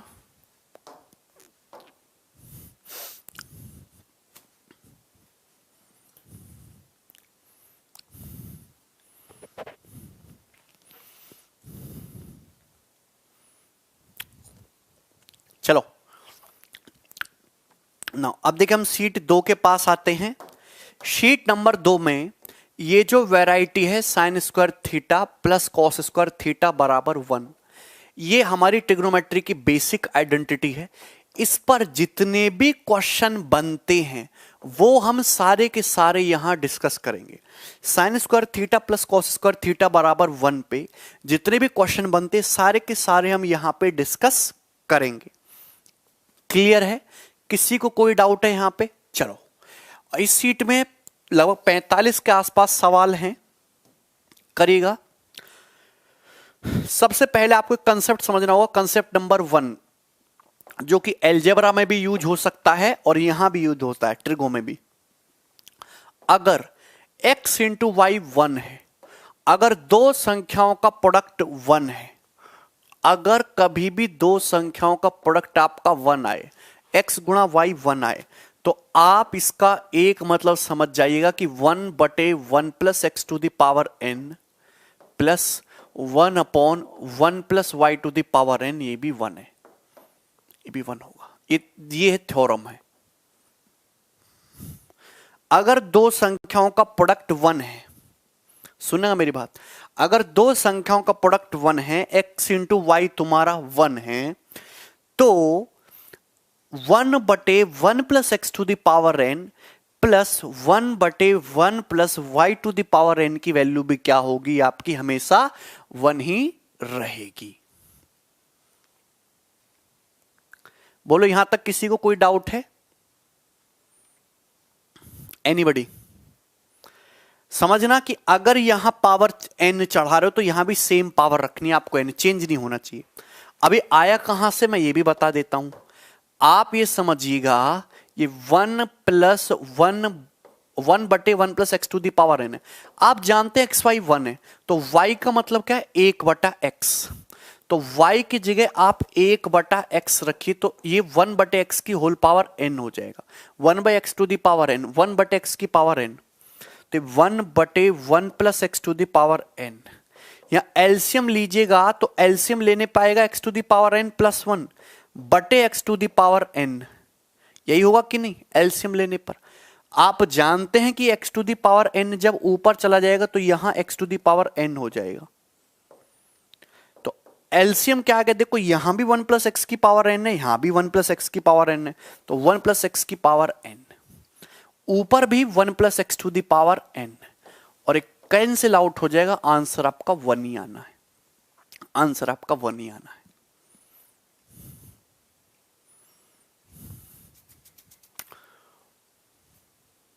ठीक है अभिषेक, बोलो बात ठीक है ना यहां तक? ये बहुत बेसिक सा, इस पे एसएससी पहले सवाल पूछता था, अब कई सालों से नहीं पूछ रहे हैं, पर मैंने आपको कंसेप्ट बता दिया फिर भी। ठीक है ना। अब देखो अलजेब्रा में इस पे कैसा सवाल बनता था, सपोज अलजेब्रा में क्वेश्चन ये बना दिया कि x बराबर है 8 प्लस 3√7, y बराबर है 8 माइनस 3√7, ठीक है। तो आपसे पूछ लेगा 1/1 प्लस एक्स की पावर 2020 प्लस 1/1 प्लस वाई की पावर 2020, ये क्या है? क्या आएगा इसका आंसर?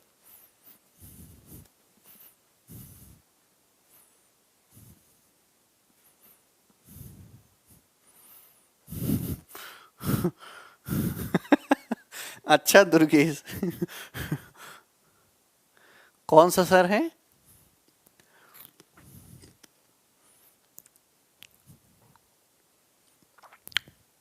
वन। आप ये देखिएगा जैसे आप इनको घूरोगे, यहां जैसे आप घूरोगे तो मल्टीप्लाई आप करेंगे एक्स इंटू वाई, 8 का स्क्वायर 64, 3√7 का स्क्वायर 63 माइनस 1, 64 माइनस 63 1। अगर x इंटू वाई 1 है, दोनों एक दूसरे के रेसिप्रोकल हैं, यहां पे x और यहां y है, पावर दोनों जगह सेम लिखी हुई है, सीधा आंसर क्या मार्क कर दोगे? 1, आंसर 1। अब ट्रिगो में कैसा सवाल बनता है इस पे? ऐसा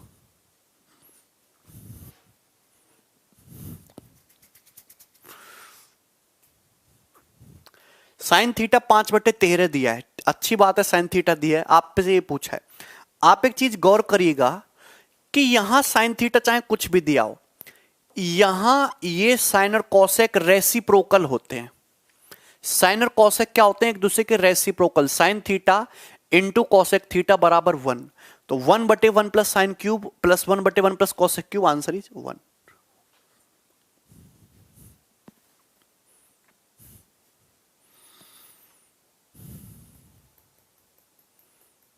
ठीक है, नेक्स्ट।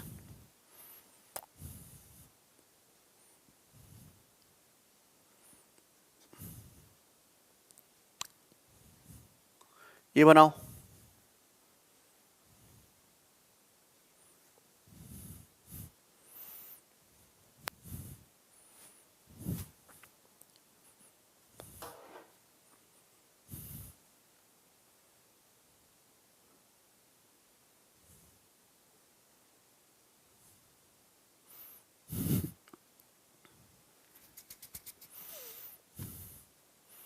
अभिषेक क्या कहना चाह रहे हो भाई? टेन थीटा 2019/2018 ये पूछा है। आप कुछ मत देखो, टेन है कॉट है, दोनों रेसिप्रोकल है, पावर सेम है, आंसर इज 1। ठीक है ना।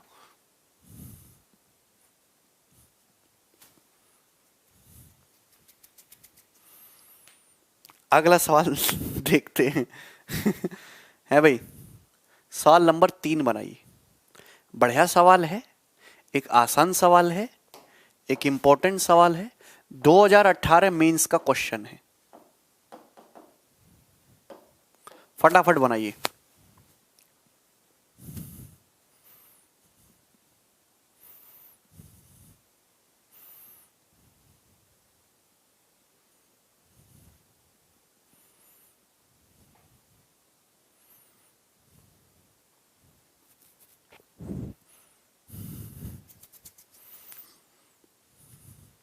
अरे नीरज बता तो दिया बेसिक भाई, उस सवाल के पीछे का बेसिक क्या था? क्या कंसेप्ट बताया नहीं था? हैं?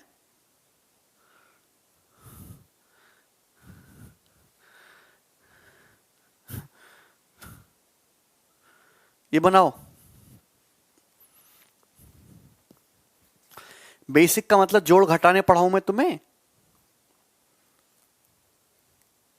ये बताइए, सवाल कितना आसान है। आप पेन भी नहीं उठाओगे, आंसर आ गया सेक स्क्वायर थीटा। बड़े भैया बस ऑब्जर्वेशन होनी चाहिए, आपको पेन नहीं उठाना था, माइंड में कैलकुलेशन करना था। कॉट का मतलब 1/10, ये कट गया, tan square theta plus 1 sec square theta बन गई आंसर। अगर आप ये देखेगा, ये है 1 माइनस टेन थीटा। अगर आप नीचे देखेगा, नीचे 1 माइनस कॉट, कॉट का मतलब 1/10 ही है, कॉट का मतलब 1/10 है, और स्क्वायर है प्लस 1 है। 1 माइनस 1/tan थीटा, तो एलसीएम लीजिएगा, एलसीएम आएगा tan theta minus 1/tan theta. अब एक बात सुनिए, स्क्वायर लगा हुआ है, पॉजिटिव नेगेटिव का मतलब नहीं, कट जाएगा। और ये 1/1/tan थीटा, ये tan थीटा, tan माइनस के tan थीटा का स्क्वायर प्लस 1, यानी कि 1 प्लस tan स्क्वायर थीटा। क्या sec स्क्वायर थीटा इस सवाल का आंसर नहीं आएगा? डिस्टिंक्ट कोई दुश्मनी नहीं है तुमसे, तुम तो अपने आप में डिस्टिंक्ट हो। ऐसे सवाल मेंस के पेपर में आओगे और तुम छोड़ोगे तो क्राइम नहीं है? बताओ।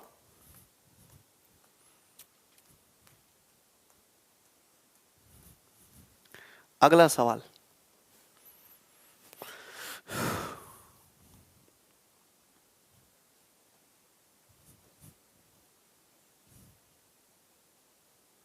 ये बनाइए।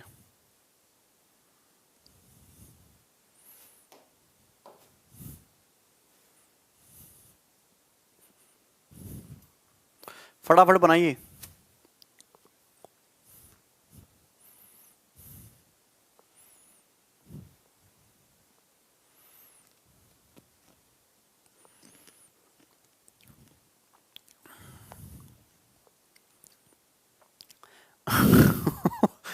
यार राहुल भाई, ऊपर tan थीटा माइनस 1 था, नीचे 1 माइनस tan थीटा, ऊपर 1 माइनस tan थीटा था, नीचे tan थीटा माइनस 1 था।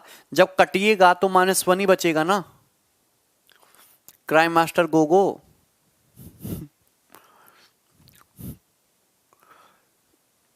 सौरभ लंबा हो जाएगा।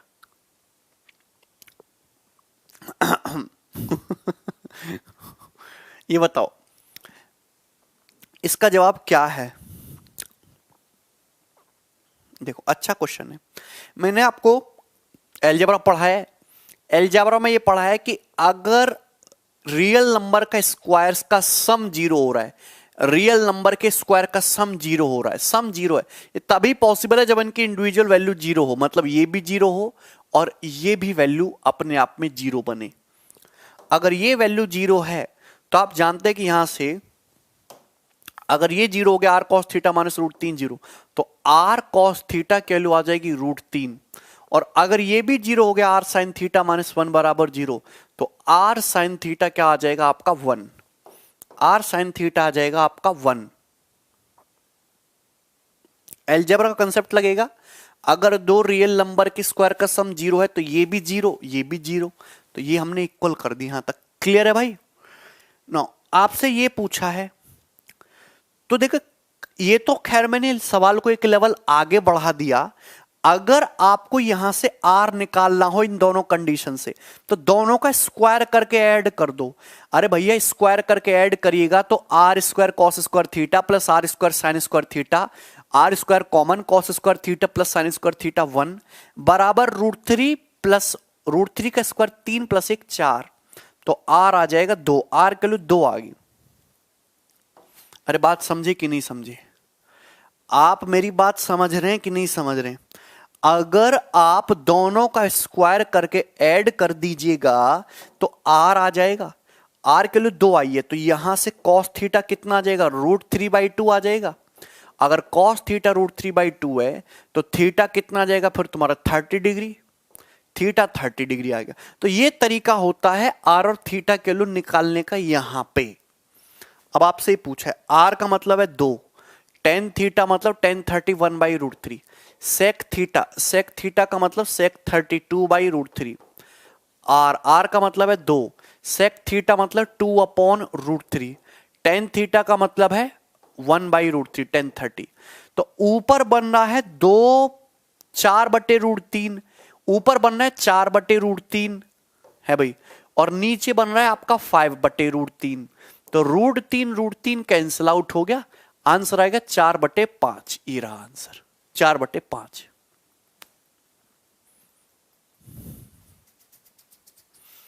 Easy concept, A option answer है। नेक्स्ट,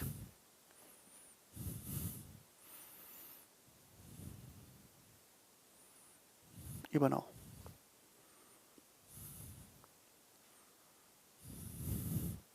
फटाफट बनाइए।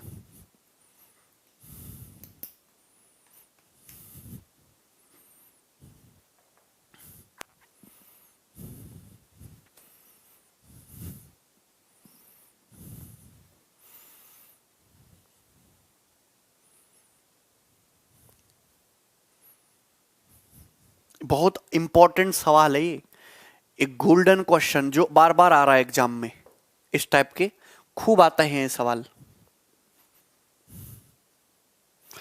आपको एक इक्वेशन दी है जो क्वाड्रेटिक है, 3 cos alpha plus 10 sine square alpha बराबर 6, ये दिया हुआ है। आप चाहें तो इस क्वाड्रेटिक को सॉल्व कर सकते हो, साइन स्क्वायर एल्फा को 1 माइनस कॉस स्क्वायर एल्फा लिख के सॉल्व कर सकते हो। लेकिन आप बताइए, आप अगर इस सवाल में थोड़ा दिमाग लगाएं तो आप ये पाओगे 3 cos alpha plus 10 sine square alpha. इधर तुम्हारा एक इंटीजर दिख रहा है 6, इंटीजर है। साइन रूट में हो चाहे कैसे भी हो, साइन का स्क्वायर एक पॉजिटिव नंबर आएगा, ठीक है ना। साइन का स्क्वायर एक मतलब क्या आएगा, रैशनल आएगा, इरेशनल रूट में नहीं आएगा। मतलब मेरा जो कॉस एल्फा है वो एक रैशनल नंबर है। तो मतलब अगर इधर मुझे इंटीजर चाहिए तो साइन अल्फा और कॉस अल्फा दोनों ही रैशनल होने चाहिए। अगर साइन अल्फा भी रैशनल है, कॉस अल्फा भी रैशनल है, साइन अल्फा भी एक प्रॉपर फ्रैक्शन है, कॉस अल्फा भी एक प्रॉपर फ्रैक्शन है, तो इसका मतलब यह है कि डाटा ट्रिपलेट पे सेट किया हुआ है। आंसर वो ऑप्शन है जो ट्रिपलेट बना रहा हो। आप जानते कॉट पूछा है, कॉट का मतलब होता है बेस बटे परपेंडिकुलर। अगर तुम्हारा डाटा ट्रिपलेट के अलावा अगर कोई सेट किया जाएगा तो कॉस में भी अंडर रूट दिखेगा, कॉस में अंडर रूट दिखेगा, इधर भी रूट आता। बात समझ रहे कि नहीं। तो यानी कि जैसे 4/5 है तो बेस बटे परपेंडिकुलर ट्रिपलेट नहीं हो सकता है भाई। 1/4 बेस 4 है और परपेंडिकुलर ये भी नहीं हो सकता, क्योंकि यहां पे हाइपोटेनस तुम्हारा √17 आ जाएगा। ये 3/2 ये भी नहीं हो सकता। ये तुम्हारा ट्रिपलेट बनना है, क्योंकि अगर तुम्हारा बेस 4 है, परपेंडिकुलर 3 है, तो हाइपोटेनस 5, ये ट्रिपलेट बनना है। तो अगर आप यहां पे कॉट एल्फा को अगर 4/3 मानो और यहां पुट करो बेस की जगह, अगर बेस 4 है, परपेंडिकुलर 3 है, तो हाइपोटेनस 5 होना चाहिए। सेटिस्फाई करा के देख लो। 3 कॉस एल्फा का मतलब बेस बटे hypotenuse plus 10 sine square alpha का मतलब 3/5 हो जाएगा ना, 9/25। तो 5 दूनी 10, 5 पच्चे 25, तो 4 तिया 12 और 18 30 हो गया। 30/5 कितना आएगा, 6। 6 आ रहा है, सेटिस्फाई कर रहा है। B option is the answer.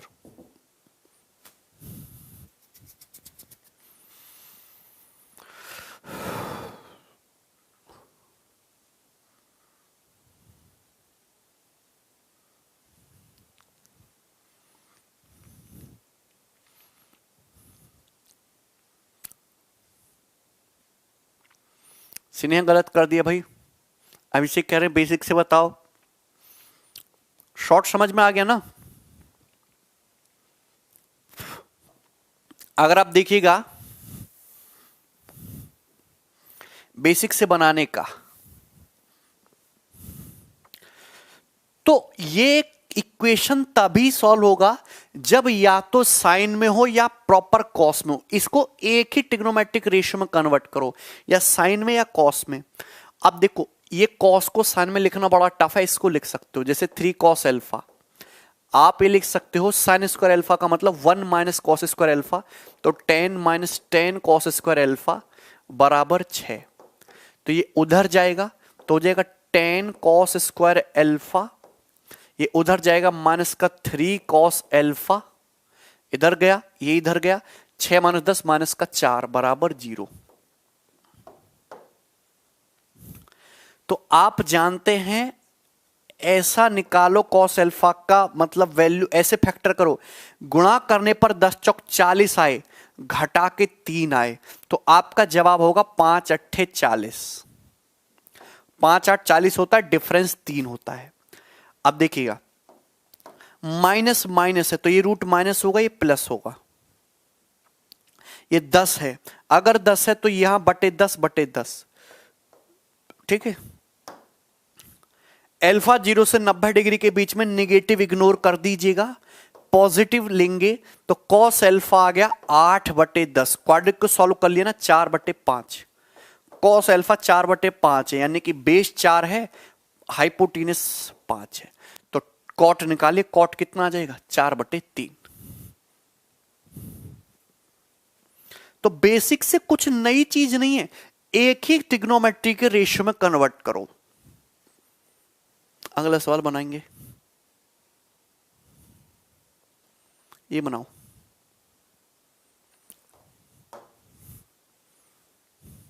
ये बढ़िया सवाल है।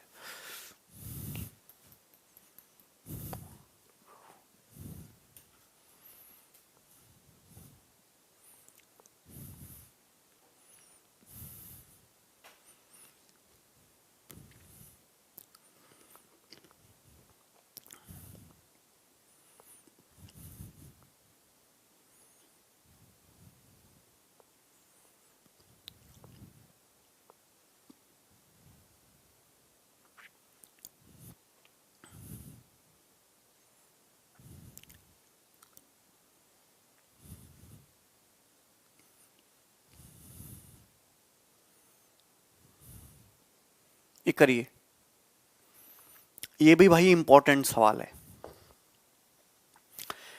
देखिए, पहले इस सवाल को बनाने की कोशिश करते हैं बेसिक से, क्योंकि ये दिया है 6 - 4 sine square theta equal to 7 sine theta cos theta. 6 एक इंटीजर है, 4 इंटीजर है, साइन स्क्वायर थीटा हमेशा रेशनल होगा। साइन थीटा और कॉस थीटा की जब मल्टीप्लाई होगी, मल्टीप्लाई होने पे रैशनल ही आना चाहिए। मतलब ऐसा जरूरी नहीं है कि इस सवाल में ट्रिपलेट ही सेट किया गया हो, ट्रिपलेट के अलावा भी कोई दूसरा डाटा हो सकता है। तो ये क्वेश्चन आपको दिया है, पूछा है कॉट, आपसे कॉट पूछा है, तो ऐसे सवालों में कैसे निकलेगा कॉट? बताओ कॉट कैसे निकलेगा? आपको एक ही ट्रिग्नोमेट्री के रेशियो में कन्वर्ट करना है, किसी एक में कन्वर्ट करो। अगर आप दोनों तरफ साइन स्क्वायर थीटा से डिवाइड करो, मैं डिवाइड करने की बात क्यों कह रहा हूं, आप दोनों तरफ कॉस स्क्वायर थीटा से भी डिवाइड कर सकते हो। डिवाइड करो जरा साइन स्क्वायर थीटा से, तो आप ये जानते हैं कि 6/sin क्या हो जाएगा, 6 कोसेक स्क्वायर थीटा होगा, माइनस का 4 साइन स्क्वायर थीटा बटे 4 होगा, इक्वल टू 7। आप ये समझिएगा sine theta into cos theta बटे sine square theta, sine theta से एक साइन कटेगा, कॉस बटे साइन आएगा कॉट। तो आप चाहे दोनों तरफ कॉस स्क्वायर थीटा से डिवाइड करते, चाहे साइन स्क्वायर थीटा से होता, स्क्वायर नहीं बनाना है भाई, एक में कन्वर्ट करना है। ओके, ये जब तक साइन गुणा कॉस का प्रोडक्ट रहेगा प्रॉब्लम ही प्रॉब्लम है। इसको पहले सिंप्लीफाई करके चाहे कॉस से डिवाइड करो चाहे साइन स्क्वायर थीटा से। आप ये जानते हैं ये कॉट में है, कॉसेक को लिखा जा सकता है कॉट में। कॉसेक स्क्वायर थीटा का मतलब 1 प्लस कॉट स्क्वायर थीटा, तो हो जाएगा 6 + 6 कॉट स्क्वायर थीटा माइनस का 4 बराबर 7 कॉट थीटा, तो हो जाएगा 6 cot square theta, 7 cot theta इधर आएगा, माइनस का 7 कॉट थीटा, और 6 - 4 प्लस का 2 बराबर 0, ये आ गया। So this is the thing. अब देखो कॉट थीटा के लिए निकालनी है, ऐसे फैक्टर करो जिनका प्रोडक्ट करने पर तो 12 आए लेकिन जोड़ने पर 7 आए, तो आपका जवाब होगा 3 और 4। यहां बटे 6 है तो बटे 6 कर दीजिएगा, बटे 6 कर दीजिएगा, माइनस प्लस है तो प्लस प्लस, तो कॉट थीटा आ गया 1/2 और 2/3। एक्चुअल में कॉट थीटा की 2 वैल्यू पॉसिबल है, 1/2 और 2/3, 2 वैल्यू पॉसिबल है। ये 1/2 भी हो सकता है, 2/3 भी हो सकता है, ठीक है ना भाई। लेकिन 1/2 तो ऑप्शन में है ही नहीं, 2/3 मुझे ऑप्शन में दिख रहा है, यही ऑप्शन आंसर है। तो ये प्रॉपर मेथड से हुआ। अदरवाइज क्या करना है कि ऑप्शन से उठा लो इस सवाल को, जो ऑप्शन इसको सेटिस्फाई कर जाएगा वही करेक्ट आंसर होगा। ऑप्शन से उठा लो भाई, जो ऑप्शन सेटिस्फाई कर जाए वही सही आंसर है।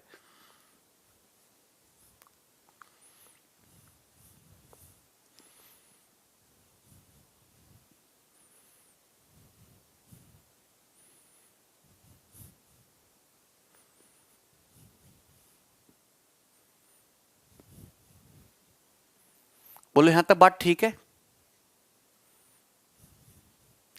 ट्रिपलेट से क्यों नहीं हो सकता भाई? यहां जरूरी नहीं है कि ट्रिपलेट ही सेट किया जाए। आप मुझे बताओ, साइन थीटा परपेंडिकुलर बटे हाइपोटेनस का स्क्वायर इंटीजर आएगा, मतलब रेशनल आएगा, और रूट में आने का कोई चांस नहीं है। अगर साइन स्क्वायर थीटा को देखो, परपेंडिकुलर बटे हाइपोटेनस का स्क्वायर रेशनल आएगा। साइन थीटा होता है p बटे एच, कॉस थीटा होता है b बटे एच। अगर ये रेशनल हो जाएगा h की h में मल्टीप्लाई होके।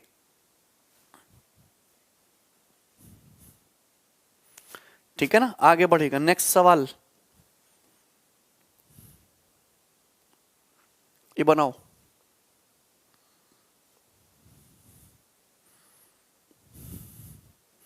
फटाफट।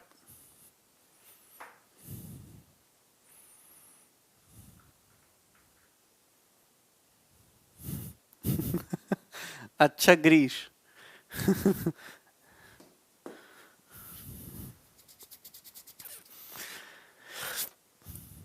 क्वेश्चन बनाइए भाई फटाफट।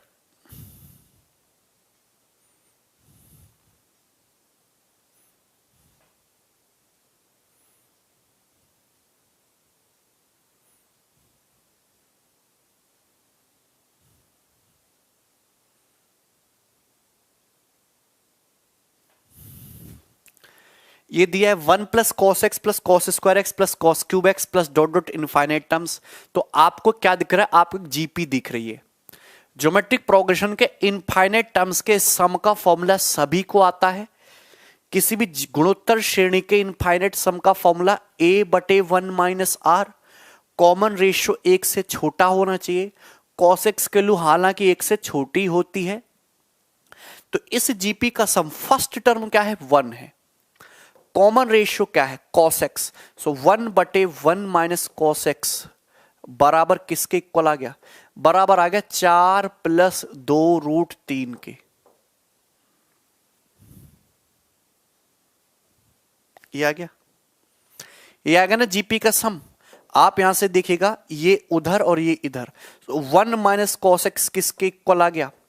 1 अपॉन 4 माइनस 2 रूट 3 के। 1 माइनस कॉस एक्स इधर, ये इधर, 1 पाई 4 प्लस 2 रूट 3। आप जानते हैं कि 1 माइनस कॉस एक्स बराबर 4 माइनस 2 रूट 3 से ऊपर नीचे मल्टीप्लाई करिएगा तो 16 माइनस 12 कितना हो जाएगा? 4। यानी कि 1 माइनस रूट 3 बाई 2। तो ये आ गया 1 माइनस कॉस एक्स बराबर 1 माइनस रूट 3 बाई 2। 1 की जगह 1 है, माइनस की जगह माइनस है। कॉस एक्स रूट 3 बाई 2 आ गया। अगर cos x रूट 3 बाई 2 आ गया तो x कितना है? 30 डिग्री। 30 डिग्री इस सवाल का आंसर है।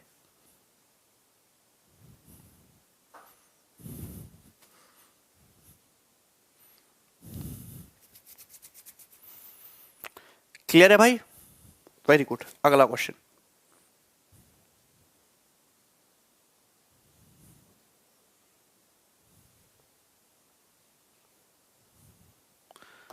सवाल नंबर 8।